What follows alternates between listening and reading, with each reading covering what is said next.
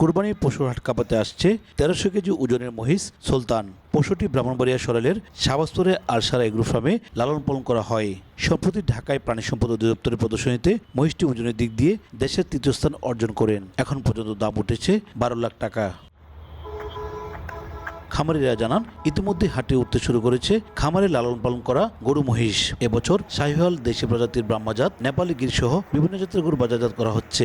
হাটের চাহিদা ভালো থাকায় লাভবান হবার আশা তাদের। বাজারজাত হয়, আমাদের লাভবান হলে আরো আমার হবে। ভালো অবস্থা। এখানে কাজ করছি আমরা মাসিকভাবে, মাসে ১৫,০০০ টাকা বেতন দেয় খাওয়া দাওয়া মালিকের। ফার্মে আপনার ১,৮০,০০০ থেকে সর্বনিম্ন ১,৮০,০০০ আর সর্বোচ্চ আপনার হচ্ছে ১৫ লাখ টাকা পর্যন্ত গরু আছে। আশা করি এই বছর যদি আমরা ভালো মুনাফা করতে পারি বা ভালো ব্যবসা হয়, আমরা ফার্ম আরেকটা শেড করার আমাদের ইচ্ছা আছে।